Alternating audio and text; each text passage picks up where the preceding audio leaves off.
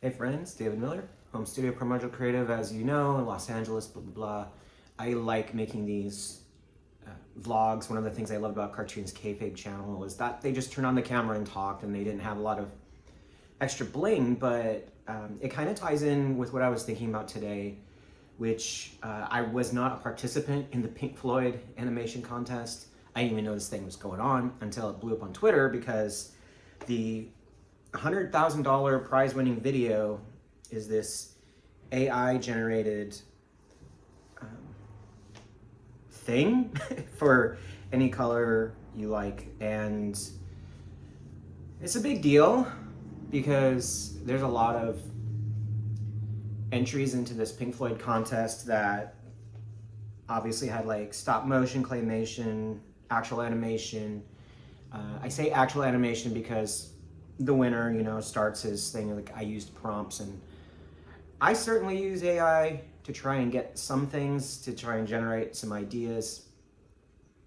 To even like Adobe Firefly lets you put your own art style in and your own compositions, and then it spits out something. But I don't like any of those things. They're just, that frustration actually gets me to go, just do it myself because it takes less time. And but more to the point, this is a contest that had a lot of money on the line, and the responses on Twitter, on YouTube to this are kind of like, I think these are all legit and super true. This is shit. I'm embarrassed for this legendary band. Nothing was created. Artist work was stolen to train this computer program, and someone prompted to spit out a Frankenstein spoonful. Pink Floyd should use actual art made by an actual artist. That's Justine Bateman, by the way. Disappointed and disgusted. Pink Floyd used to have amazing hand-crafted animated videos, and they chose to give the prize money to this soulless AI garbage. I'll just pick a couple more. Absolutely insane how Pink Floyd chose an AI-generated video as the winner of the 100K animation video over a handcrafted masterpiece such as a different one. And talking about how they used scarf animation for the wall, how beautiful it was. My thought on this is like, Pink Floyd probably didn't judge the contest. I'm not defending them in any way, because if you put your name on something, like, you gotta stand by it. But I'm also realizing that past a certain level of visual training and visual thought, people are either ignorant of how things are made or what's quality, or they don't care. And we'll deal with both of these. If you're ignorant, I mean, if you look at this video and you know nothing about AI generated art, on the surface, it kind of looks like a cool psychedelic idea. But once you recognize that this is just like some really simple program that anybody has access to, and they can make anything exactly like that, and that's why it's not worth $100,000. For example, think of all the filters that exist on Snapchat, Instagram, the things that turn you into an anime character, that put you in yearbooks and stuff. I've done videos about this before, but it's like once everybody has access to it, it's cool for about a week, and then nobody uses it and nobody cares, because the awareness has spread how this was done, and it's no longer like this cool thing. The mystery factor is missing, and you could say that mystery factor is the same as the soul of an artist.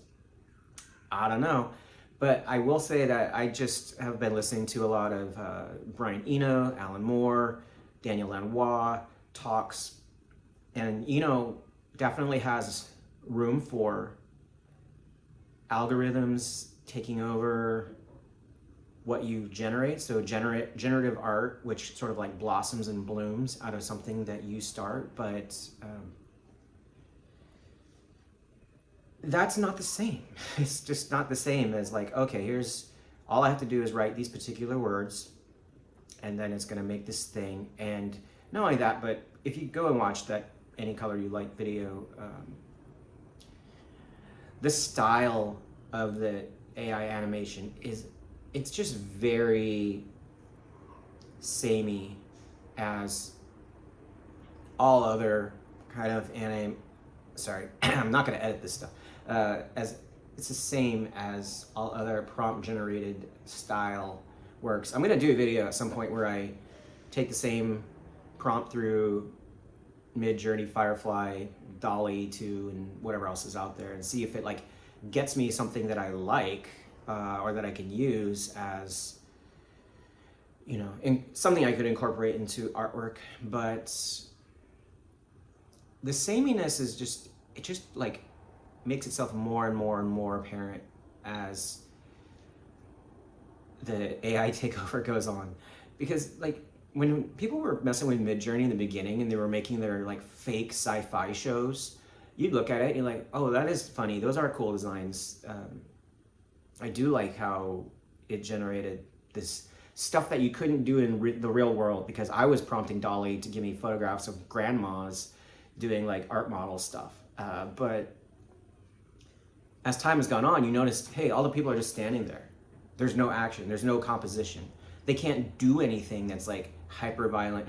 They can't do anything that's mildly violent or mildly sexual. There isn't anything that's like the reality of human condition. I was just trying to generate some stuff for another YouTube video, and I wanted my artists to be depressed because they were starving artists, and it just kept giving me happy people.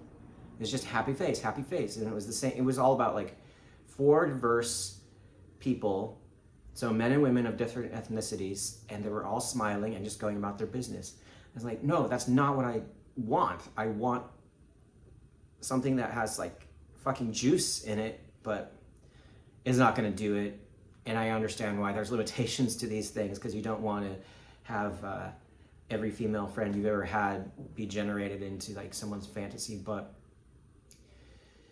yeah, I can't say I'm like disappointed in Pink Floyd or anything, because Pink Floyd as an entity is really ceased. I mean, if I was alive and caring about Pink Floyd at the time, I'd be disappointed in momentary lapse of reason. So, and everything since then.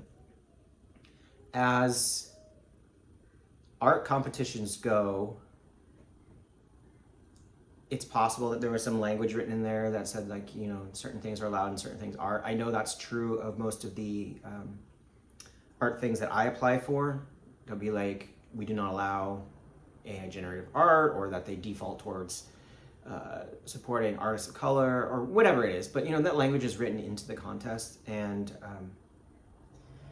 yeah, I think that for art to have value, though, like what artists are doing right now, and people like Justine Bateman, of course, standing up for human rights, it's so important. And if you're an artist who wants to incorporate AI into what you do, my takeaway or my suggestion would be, make it more than just the AI. Like if you're gonna use it, that's fine, because I use sampling. I'm a big fan of collage art forms, and I'm using these prompt generators myself, trying to get something that I like out of it, and you know, not succeeding so far, but I think I've generated some backgrounds that I've redrawn and things like that. You gotta mix multiple things together is the point.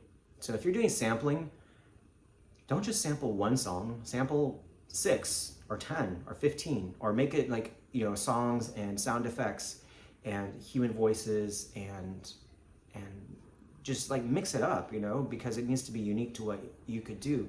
If you're using 1 or 2 apps to generate an entire music video and winning $100,000, that's ethically and morally wrong on the judge's part, who are probably ignorant and elderly, and the entrance part, who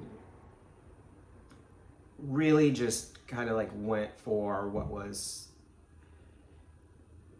no effort and no creativity. Hope you're having a great day. I'm gonna make more vlogs like this. I like just filming it in my kitchen after I've had my coffee and talking about a thing and putting it out there. Best of luck in your own creative endeavors. Talk to you next time.